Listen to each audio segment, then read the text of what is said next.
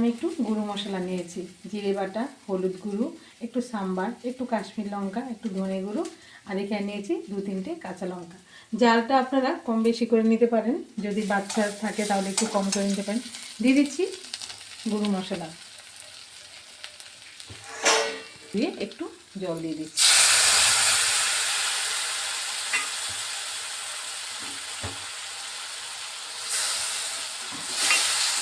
মশলাটা একটু কষিয়ে নিচ্ছি। এখানে দিয়ে দিচ্ছি স্বাদ মতো লবণ, যেহেতু আমি কোনো সবজিতেই লবণ দিইনি তার জন্য লবণের পরিমাণটা একবারে বেশি করেই দিয়ে দিলাম। ভালোভাবে কষিয়ে নিচ্ছি। আর এখানে দিয়ে দিচ্ছি একটা টমেটো বানিয়ে রেখেছিলাম, টমেটো দিয়ে দিচ্ছি।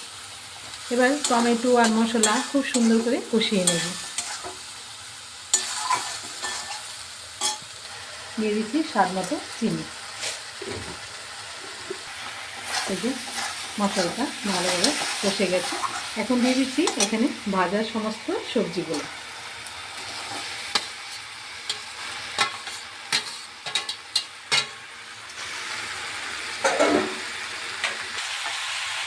ভালোভাবে সবজিগুলো মিশিয়ে দিচ্ছি মশলার সাথে, আর একটু কষিয়ে নিচ্ছি যাতে করে লবণ মশলা সব সবজির মধ্যে দিতে। এই সবজিটা একটু তেলটা বেশিই লাগবে, কিন্তু এটাও একটা খুবই ভালো লাগে। অনেক সময় আমি অল্প তেলে রান্না করি, কিন্তু মাঝে মধ্যে একটু ইচ্ছে করে একটু সুন্দর করে ভেজে ভেজে রান্না করতে। এরকমভাবে আপনারা যদি নাও চান অল্প তেলেও ভেজে নিতে পারবেন। এই যে সবজিটা কষিয়ে নিয়েছি, আর আমি একটু গরম জল দিচ্ছি অল্প পরিমাণে। জলটা আবার সে সবজিটা ভাজা ভাজা হতে হতে শুকিয়ে যাবে, আর এই সবজিটা কিন্তু শুকনো হবে। এই যে এখন আমি একটু 2-1 মিনিটের জন্য একটু সিমে দিয়ে ঢাকা দিচ্ছি, যাতে করে সবজিগুলো, যদি কোনো সবজি একটু শক্ত থাকে সেটা নরম হয়ে যাবে। জলটা দিয়ে একটু ভালোভাবে একটু করে নিয়েছি।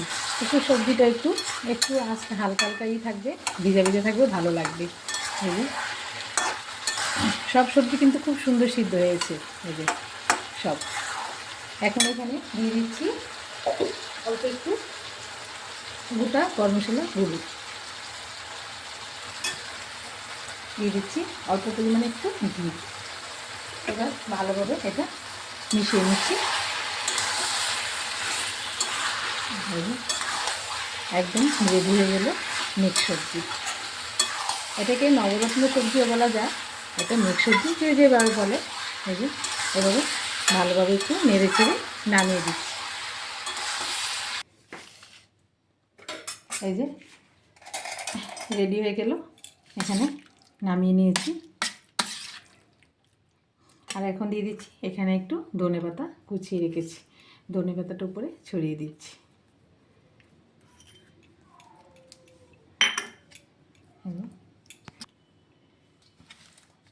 এই যে রেডি হয়ে গেল মিক্স সবজি। এরকমভাবে আপনারা অবশ্যই বাড়িতে ট্রাই করবেন, ট্রাই করে ভগবানকে ভোগ লাগিয়ে লুচি, পরোটা বা রাইসের সাথে প্রসাদ পেতে পারেন। আর আজকে ভিডিও এখানে শেষ। সবাই ভালো থাকবেন, সুস্থ থাকবেন। আবার দেখা হচ্ছে পরের ভিডিওতে। হরে কৃষ্ণ।